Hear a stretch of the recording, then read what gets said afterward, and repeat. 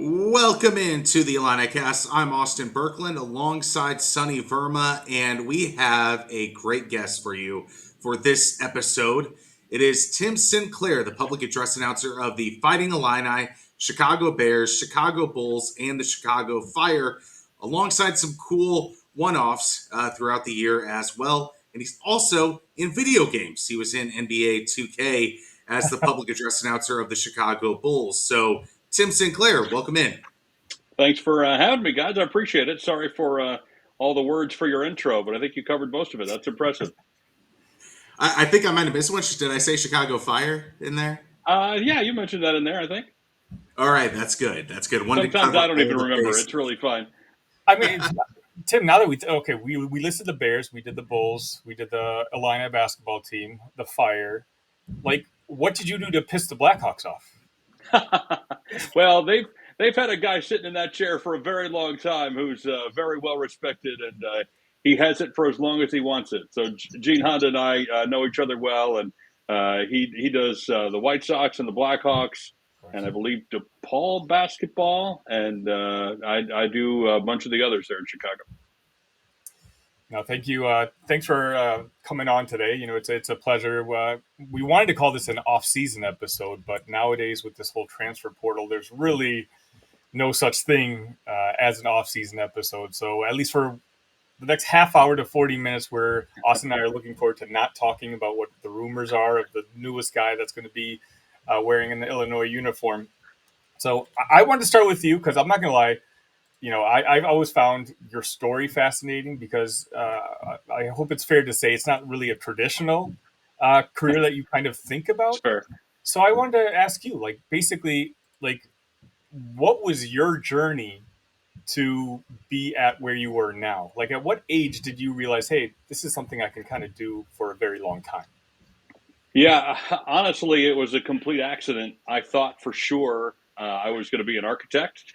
That was sort of my goal in high school. I was designing homes, many of which were built and are still standing, thankfully. I went to college to study architecture at University of Illinois, and partway through my first year, I realized I just needed something small that I could do a few hours a week and fit in my schedule to make a little money for food and gas and stuff like that. I happen to know a guy who worked in radio, and so I asked him one day, I'm like, hey, any chance I could help out? Just like, I don't care what it is. And he said, do you want to be on the air? I was like, all right, sure, that sounds like fun. And I was terrible. He put me on the air overnight, 11 p.m. to 6 a.m. And but I loved it. I wasn't very, very good at all, but I really enjoyed it. And so that's kind of what started me thinking, maybe there's some way that I can use my voice for a living and communication as a tool rather than architecture. Fast forward a bunch of years from there, probably 12, 15 maybe, before I ever got involved in sports.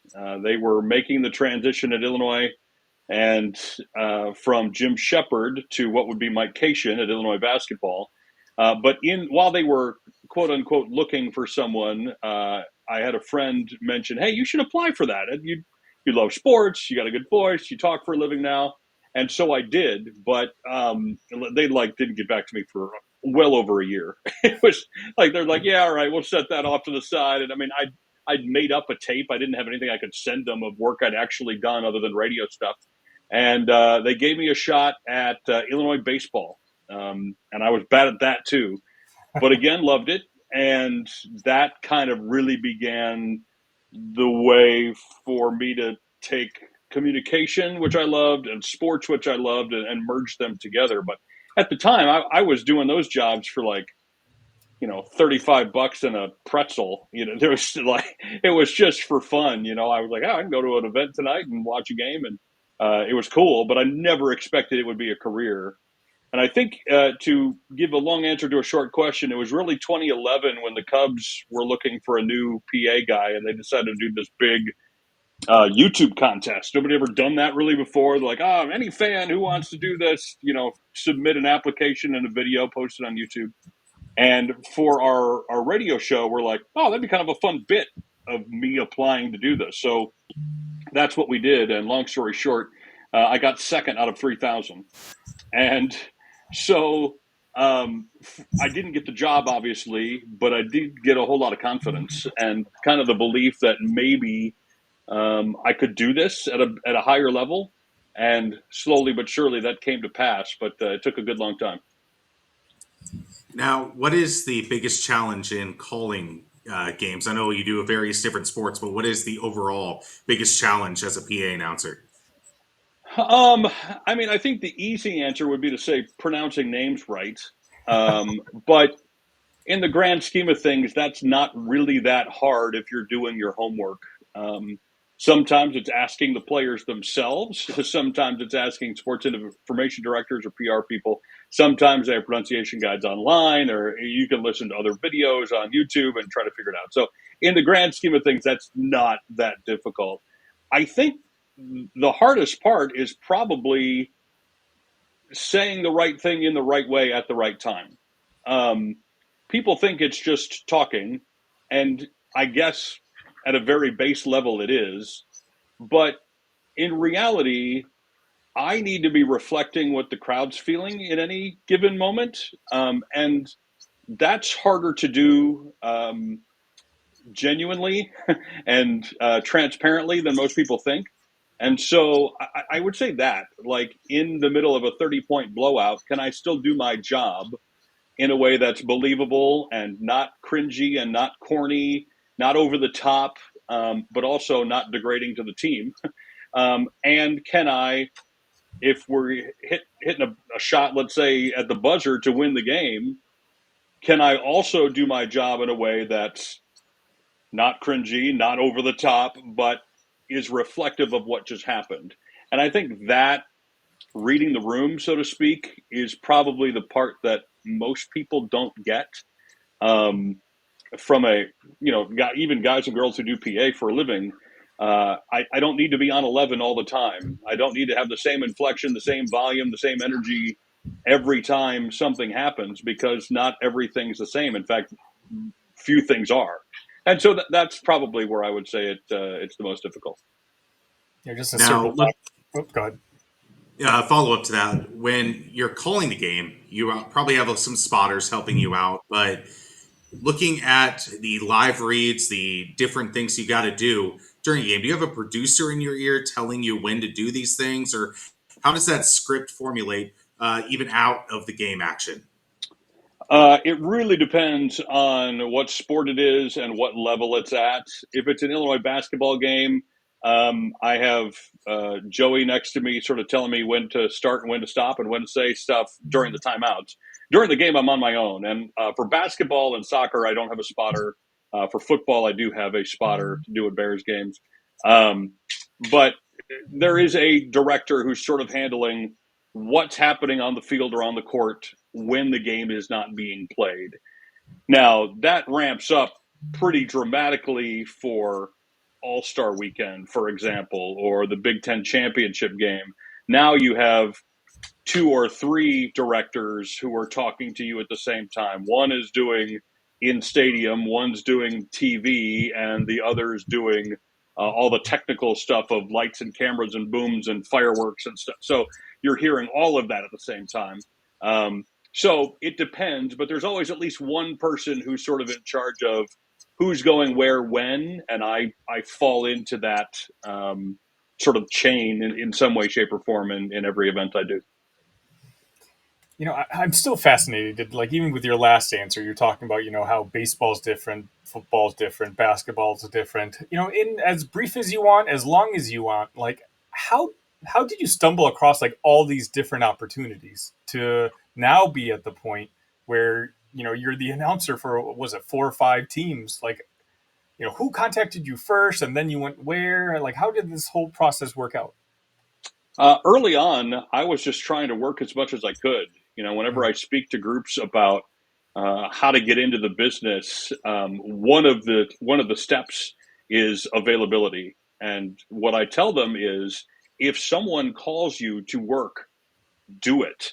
It's going to take sacrifice. It may cost time with friends or family. It may cost money in gas to get there. You may have to cancel on somebody else. But when you get those opportunities, take them.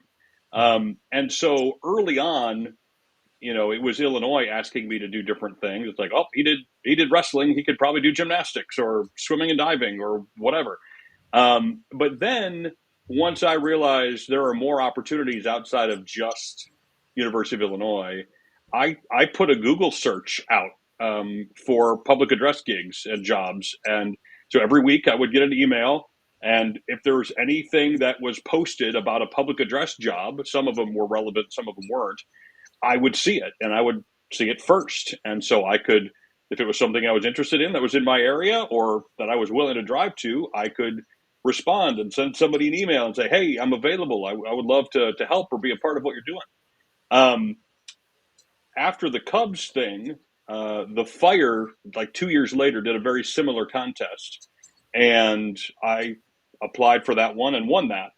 And then a couple of years later, Illinois basketball said, hey, would you be interested? And I said, yes. And then the Pacers, a couple of years after that, needed somebody, and I applied for that and didn't get it the first time. But a year later, they called back and said, you still interested? And that's how I got that one. After that, it's been a lot of people calling me. Once you get to a certain point, people know of you. So, Big Ten football championship game and 2K and the Bulls, all the bubble, NBA All-Star games, those all are presented to me. But man, I'm not above hustling and looking for things or asking, hey, do you know somebody who works here? Or I saw this event's coming to Milwaukee or wherever, and I'd be interested in doing that. Who do you know, and who should I contact? Like, I'm absolutely willing to do that still, although I don't have to as much as I once did. Now, pretend you have a couple games in one day. What is your process on getting the right level for the particular sport that you're calling and the different processes of calling those multiple games? Yeah, it happens from time to time where I'll have, Bears at noon and Bulls at 7 or soccer at 1 and, Illini at 6 or 7 that night. So it does happen from time to time. And honestly, as long as I literally walk in with a pen, that's all I carry with me. I don't bring anything else. I have a pen. And I know rosters will be provided to me. And then it's my job to make sure I know the roster. Everything's in the right place, that I know where to look. And most of these things are fairly consistent now, right? If I was doing a lot of random events, it would be a little harder. But I know the Bears are always going to give me this giant flip card where on the left is the Bears numerical roster and our opponent's numerical rosters on the right. And then you got the flip card on the backside with all the different positions. So I kind of know where to find things and what I need to do. Same for the Bulls and for Illinois. And then in terms of energy, I really try to follow the crowd. I want to be authentic. I never want to be seen as like this paid actor for whatever team that's just trying to, falsely hype up somebody. That's not what I'm here to do. I'm here to be real and authentic. And so hopefully that comes through. And then I think the best authors and musicians and artists find ways to reflect what it is that their audience already feels they just haven't expressed right yet. Like the best songs, the ones that mean the most to us, are like, that's exactly what I feel. I've just never been able to say it that way. And in public address, it's not quite to that level, but I do feel like, hey, if I'm mirroring what they already feel in the moment of that game, whether it's elation or apathy, like to an extent, I can do that. And the better I do at that, I think ultimately the better the experience is.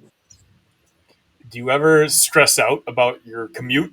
Especially if you've got two games, or like, oh, if one traffic jam, like all of a sudden you got to be texting somebody, hey, hold on, I'm on my way. Anything like that? Has that ever happened? I've been close a few times. The boys and I and my two sons were heading to a Fire game. This was a number of years ago. Super windy day, and like 50 feet in front of us, a semi blows over on 57 and blocks the entire road. And so now we're stuck, and I'm having to, make calls. And I made it, but barely. I had it wasn't a close call, but it was exhausting. It was 2 years ago for the Big Ten championship game. And within Indy, it starts like at 8:20 Eastern time. It's super late. The game's long because it's on Fox. They have both marching bands at halftime. Like it's a production. And then they have the trophy presentation at the end. So I didn't finish until 12:30, I think. doing the Big Ten championship game on a Saturday night in Indianapolis, and noon on Sunday was the kick for Bears-Packers.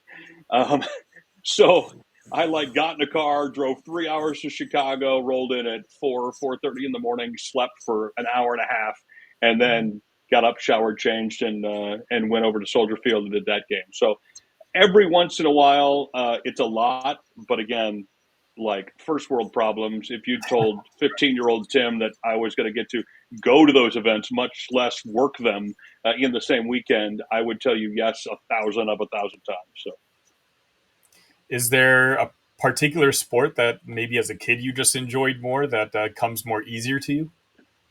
I played basketball in high school, so I would say that was the natural one for me, and it's the one just based on number of games in a year and I was doing Illinois women's and men's and an NBA team for a while, and so I was calling 80 to 100 basketball games a year. It's a little less than that now, but still pretty close.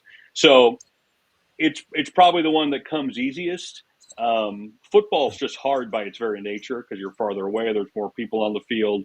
They're harder to see. They're running on and off. You're talking all the time. And it's more second nature now than it was my very first time. But basketball is probably the most natural. Is there a big difference in calling a Illini basketball game versus a Bulls basketball game? On the surface, it's just basketball, but is there any intricacies that are different between the two levels? When you boil it all down, it's the same. The lights are a little brighter in the NBA. The arena's a little bigger. The audience is a little bigger. The impact is a little bigger, maybe, but in the grand scheme of things, they're the same. Now, there are differences that I appreciate about both. Like the Bulls are a show. Like the NBA is more of this is a show. College, it's more of an event, if that difference makes sense. Where it's about community and loyalty and rivalry, and you've got the band and the cheerleaders and Orange Crush, and there's just a different feel about the whole thing. But the mechanics are very similar. Every once in a while, you get yourself caught remembering, all right, which rules are. You've got an 8-second violation instead of a 10-second violation. You don't have a closely guarded rule or a 3 seconds. There's all sorts of things that the foul stuff is all different in terms of how that plays out. But you're counting to 10 instead of to 5 in college. So there's some differences like that. But in the grand scheme of things, it's fine. I know you've talked about you used to do 80 to 100 basketball games, and it's a little less than that now, but that's also now combined with Bears games and, all the other sports. If you had to come up with a Mount Rushmore of your favorite moments up until this far, where if you go back to talk to 20-year-old Tim and say, you're going to be able to do this one day, what do you think that top 4 would be?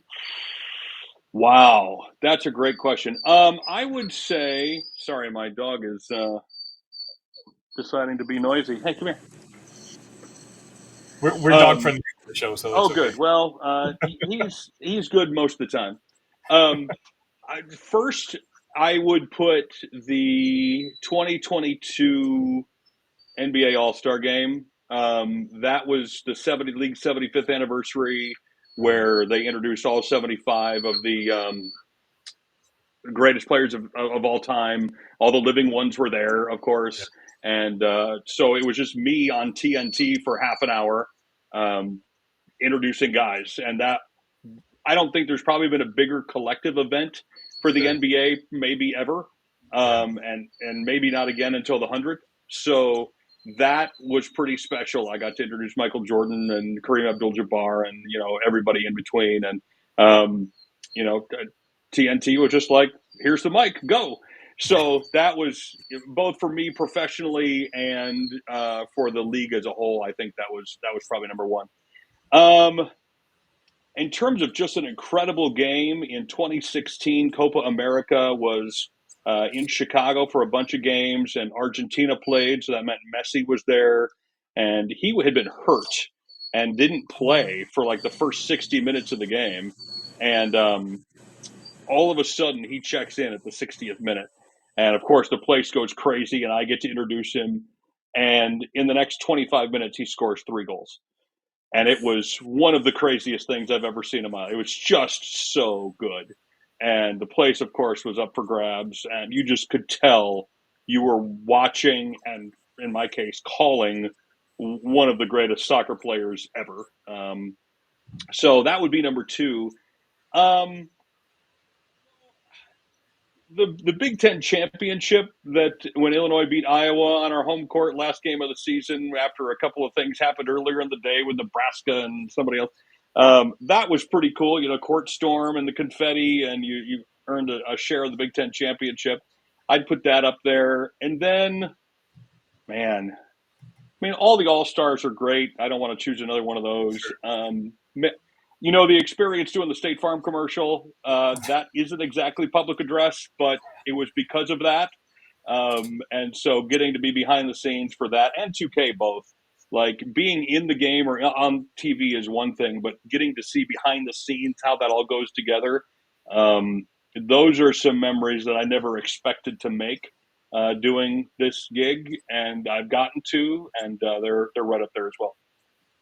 So, how did that happen? The State Farm thing, like, where did that come from? I wish I could tell you. No, I literally almost deleted the email. It came through like on a Saturday morning, and it had State Farm in the title, but I just assumed it was junk. And then all of a sudden, I read something in the line. I was like, that seems, I should open that.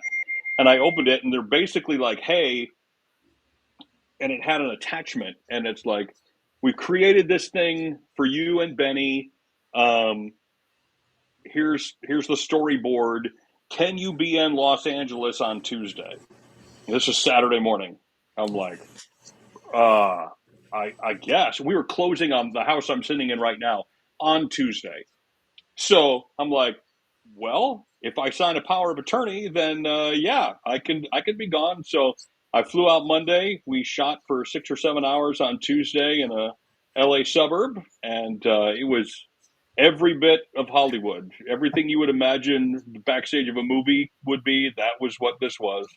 And it was 15 seconds that they got out of our 7 hours. But that was the plan from the beginning. And like literally, I read the storyboard. The director is talking me through things on set just before we're going. He's like, you're going to do this and say this. And most of the lines were mine, which was a little surprising anyway. And he said, then you look here, and then it's kind of awkward, and then you sing the jingle. And I went, excuse me, what? He goes, then you sing the jingle. I'm like, did you say sing? And this was before any of the singing jingle State Farm commercials were out. So I hadn't seen any of them. I didn't know what was happening. And I was like, oh, okay. You haven't heard me sing, for one. He's like, that's supposed to sound awkward. And I was like, well, that's not going to be a problem. We can make that work. So we shot it. It was in September of last year. And then it finally came out during an All-Star weekend in Indy earlier this year. So going into Ayo Dosunmu, you've had a first row seat for him in the orange and blue and in the red and black. What has it been like seeing his growth as a player from up close and seeing how as stars blossomed in the city of Chicago as an NBA player? It's funny looking back, because when he first committed to Illinois, for example, I obviously had no idea that I would still be calling his name 6 years later. And, everybody said how good he was and how good he could be and how this would change the program. And, we've heard those things some before, and it was like, all right, well, we'll see. This ought to be fun. And it didn't take too long. I'd say by his sophomore year, I think that was the year that he hit those 4 or 5 daggers to win games. And it was just like, okay, this dude is definitely different. And so that was fun. And I thought I was done, obviously, after his third year when he declared for the draft. His mom sent me a text and was like, hey, could you do the 3-point call, record it for us? We'd just like to have that for posterity. I'm like, oh, of course. So I did that and recorded it and sent it to him. And then, he gets drafted by the Bulls. And so, man, I was just elated. Although at the time I thought he'll be in the G League a lot. He's probably not going to play a ton. And then Lonzo Ball gets hurt. And all of a sudden, we need ourselves a point guard. And so now he's playing a bunch his rookie season. And when he started the first game, I remember going, I had written down from the University of Illinois, because, of course, I want to shout out Illinois. And then I went, I wonder how he wants to be referred to. I don't think I should make this call. And so I went to Bulls PR. This is like 15 minutes before tip. I'm like, how should we introduce him? It should be from Illinois or from Chicago?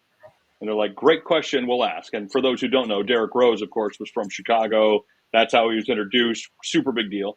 And they asked Ayo. He said from Chicago, and so that's what we did. And the next morning, the Chicago Sun-Times has from Chicago, and Ayo's on it with his hands wide, City in the background. So, like, it was a big deal immediately. And the funny part was, when Ayo was asked, do you want to be from Chicago or from Illinois, he was simply thinking location.